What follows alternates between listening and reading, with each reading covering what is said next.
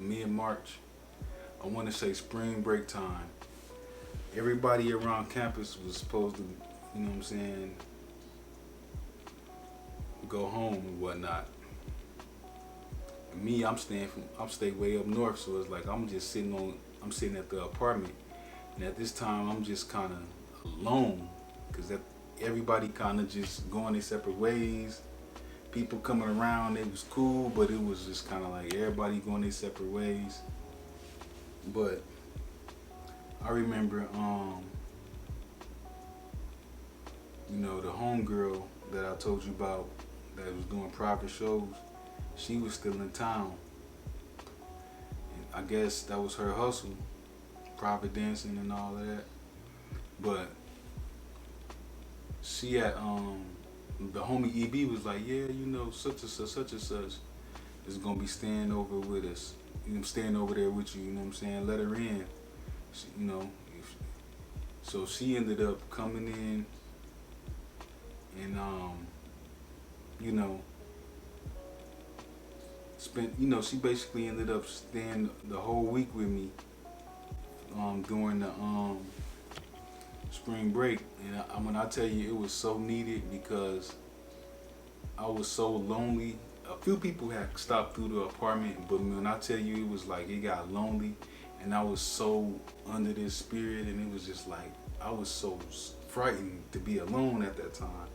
And it was like at night, you know what I'm saying? I was the only one at the crib, and it was just like I'm trying my best to just kind of stay mentally tough, but it was so hard dealing with all that stuff that was going on at that time.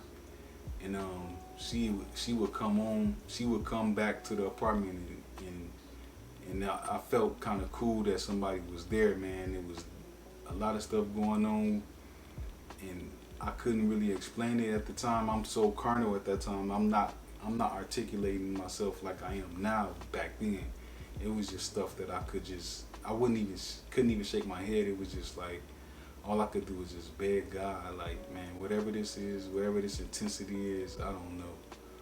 But the homegirl, one day she came through, smoked with me, chilled with me, took me to Burger King, got me some Burger King, ate, and then the next time she took me to get some, some money from the Western Union and stuff, and then another time she took me to hang out. So one time she was leaving to go out to Mississippi at night, and it was real late at night, and she was like, yeah, I'm going to Mississippi, such and such, such and such. I'm finna do a show. I ain't coming back to the morning. And I was like, oh, okay. And you know what I'm saying? I prayed back then, but I didn't. You know what I'm saying? I just pray. I knew how to pray, but I didn't know how to pray. But I remember asking God to watch over her and protect her. You know what I'm saying? And it was crazy because it was like she came back that night, even though she told me she was gonna be going into the morning. She ended up coming back that night, and I asked her like, "Why you come back?" And she was like, something happened where they didn't have to go no more. And I remember thinking to myself like, wow, I wonder was the prayer that did that. And so, yeah, man, that whole spring break she kicked it with me. So one day she came through and just drove me around the whole Baton Rouge. When I tell you we was like literally in every hood in Baton Rouge. I ain't saying like I was with all these dudes or know these dudes and none of that. You know what I'm saying? But literally we drove around the whole Baton Rouge, different hoods that whole day, hitting different blocks. And she took me to a couple different spots, you know what I'm saying? It was just kind of cool. And I remember just sitting in the car the whole time. And she got out the car and went around this corner into this house. And something kept telling me, get out and go look at what she doing. You know what I'm saying? Go over to the house and look. And I could remember seeing like the dude that was kind of like, I could just remember seeing the dude body shape. I didn't see the dude face, but I saw like the dude arm and all of that. You know what I'm saying? It was kind of like a heavy-set dude. And then she took me around another dude that was kind of skinny and all that. And just kind of, we was just hitting blocks, hitting hoods, buying me food and stuff. It was really cool, man. And I needed that at that time so bad. And so I remember she was telling me like, yeah, she can't wait to move in her new apartment. And this was like April 4th or something like that. She was gonna move in her new apartment. She just needed a place to stay till then. So I was like, oh, okay. So anyway, we hit all kind of different hoods in BR.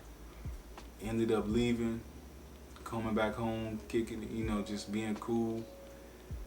And then when my homeboy came home from spring break, he ended up putting her out, and I was just like, dang. Like he ended up telling her she had to go. She ain't had nowhere to go. And I was kind of like, man, I can't tell her. You know what I'm saying? If it was up to me, I would have never did it. You know what I'm saying? Because how cool you was with me. But he ended up putting her out, telling her she had to pack her bags and leave. And I could just remember like her walking out with her bags in her hand and her bringing her clothes to the car and all of that, back and forth. You know what I'm saying? All I remember was I seen that and was just like, dang. And so when she walked out, she said, all right, man. And that's all that was like, I was like, all right. You know what I'm saying? She said, all right, man. She had this saying where she'd be like, what's happening? What's happening? Something like that, or man. And she was like, all right, man. And I remember just chucking to the dudes like, all right, man, have a, in my heart, I felt so sorry for her because it was like, dang. And so I want to say, like, not too long after that, I just woke up one morning and just had the flushing tears for no reason. Like, I wasn't even thinking about, like, the stuff I was thinking about made me cry, but all I was thinking about was how depressed I was.